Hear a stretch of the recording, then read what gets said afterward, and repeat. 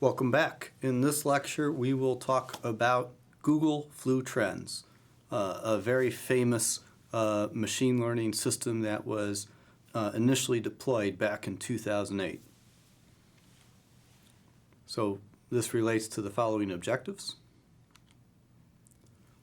Okay, so Google predicts flu outbreaks. 2009 study published in Nature. And for those of you who don't know, Nature is one of the top two scientific journals. Nature is, created by the British, and then Science is created by the Americans. But both of those, anything that gets into one of those two journals across all fields of scientific research is, very newsworthy and important.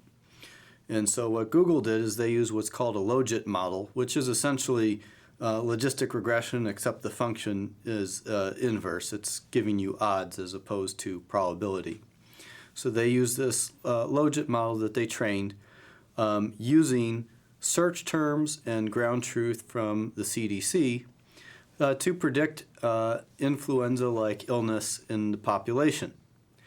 And so they had, in the 2009 study, I'll show you in a minute, they had some very strong model fits, and they had some interesting predictive results. And so here we see this is the historical data that they show us. The dotted lines are the 95% confidence interval, and the you have the red and the black, the ground truth, and what Google Flu Trends predicted respectively. Very tight model fit. So while you always have to take model fit with a grain of salt, maybe it's overfitting or something, this still looks pretty good. So then what about the test data? Well, here's looking at some of the cases that they showed for testing, and they showed how the Google flu predictions aligned with the actual outbreak data, and it fit very well.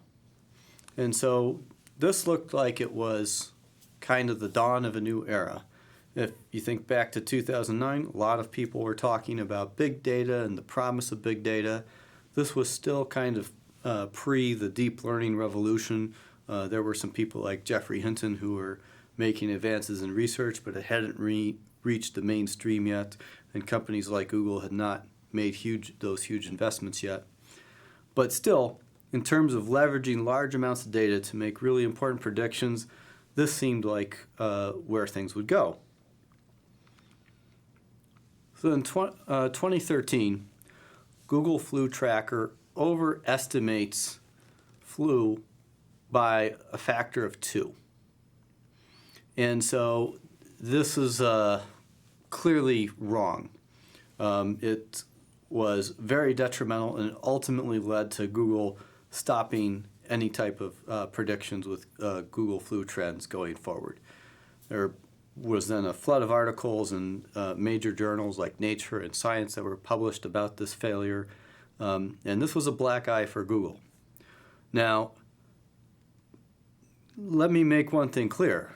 Google routinely hires a lot of the world's best artificial intelligence and data science professionals that there are.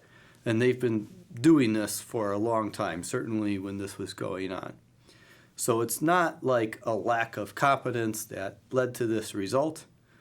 But what the point we're trying to make with going over this case study is that if something like this happens to Google, we should pay attention, because it means that a lot of other companies and organizations will be susceptible to making the same kind of mistakes as they create machine learning models.